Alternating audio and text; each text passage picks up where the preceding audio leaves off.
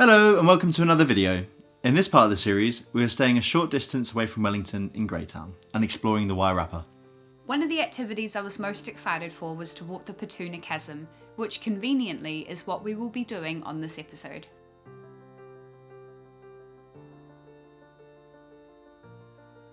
Everything that we had seen online told us to expect waterfalls, ancient rock formations and views that left you speechless.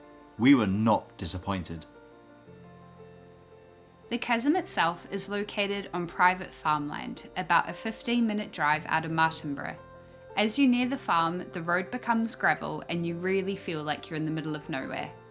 Once you come up to the turn-off for the farm, you follow the driveway all the way to the very back, where there is plenty of parking available. There are two options for travel to the chasm entrance. If you own your own 4x4, then you can drive yourself behind the guide. If not, then you hop on the back of a modified trailer hooked up to their 4x4, where they'll drive you to the beginning of the trail.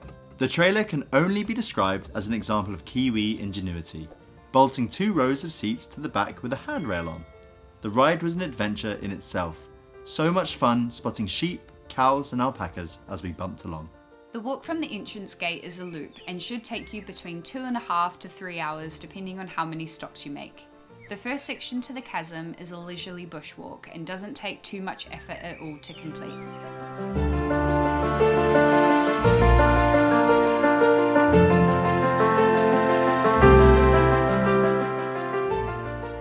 This is a self-guided walk, so the detailed map they provide is very useful.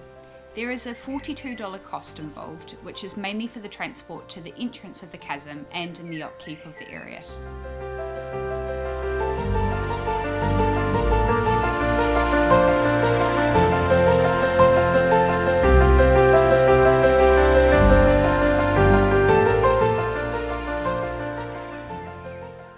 You then reach some rope sections, which can be tricky depending on your dexterity. Be sure to stop at Wave Rock, the large rock formation which allows you to climb inside and look out at the surrounding bush and farmland.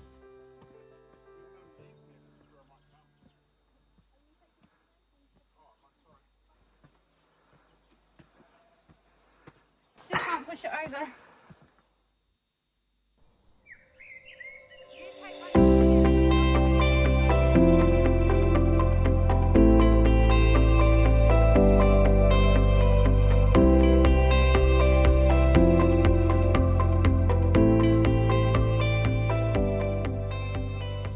The chasm entrance is found by descending down a rope onto the final edge. This sounds way more extreme than it is. Trust me, there were people in their 60s completing this with no worries.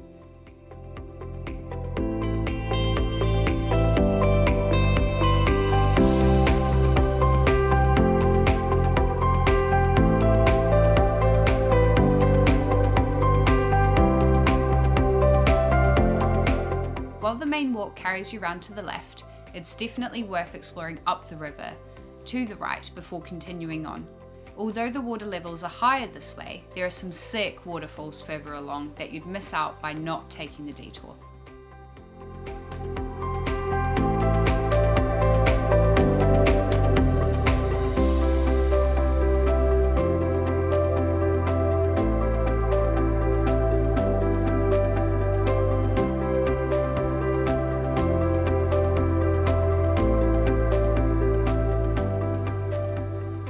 After taking that detour up the river, we carried on going through the chasm. The water levels fluctuated a lot, and we were occasionally thigh-high deep in water. The rock sides were immense, so high and impressive. In places in the wall, we could see hundreds of shell fossils, where this section had been part of the seabed before the soft sandstone had eroded, exposing them all to the surface. We climbed down a ladder over the large rock to reach a nice deep section of the river. Here we went swimming. The water was bloody freezing, but so refreshing after all the walking.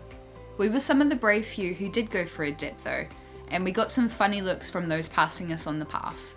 We must have had fun. We got zero footage. Walking through the chasm was like walking through another world. The surroundings were incredible, like a snapshot back in time, perfectly preserved. A highlight for me was a section of the path which took us through a small waterfall, While everyone else was doing their best to get around the outside to avoid getting wet, I did the opposite. These kind of activities always bring out my childish side. We then reached a darker section of the chasm where the sides of the rock had actual stalactites formed.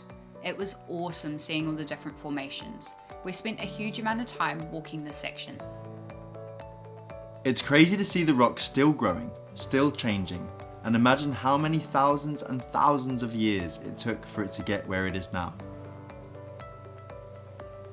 We also saw a huge rock that fell and got stuck, which is real cool unless it falls, then it's probably pretty bad. Near the end of the walk, the limestone wall looked like someone had melted a candle over it. Such a crazy wax-like texture. Another rope helped us scramble out of the chasm and we were back near the start of our walk. We finished drying out in the sun through the last small stretch of bush into our waiting trailer. We loved everything about this walk. The ride in, the secluded secret location, then the insane out-of-this-world surroundings. We think the small fee is more than worth paying to access this sick walk, and we would highly recommend anyone in the area to go and check it out for themselves. If you are looking to do so, make sure you book ahead. Access to the chasm is strictly weather dependent and it's only open during the warmer months. Do make sure to bring your swimsuit, old trainers and a good supply of sunblock and water. Most importantly, you will get wet. Bring spare socks. Colin, how many times do you reckon you put sunblock on this trip? A lot. Like at least 3 times a day, every day? More than 2? Yeah, more than 2. More than 2. And you're still very crispy. Nice. Thanks for watching. We hope you liked it enough to join us for our next one, where we go check out some more walks and a pretty nice lighthouse.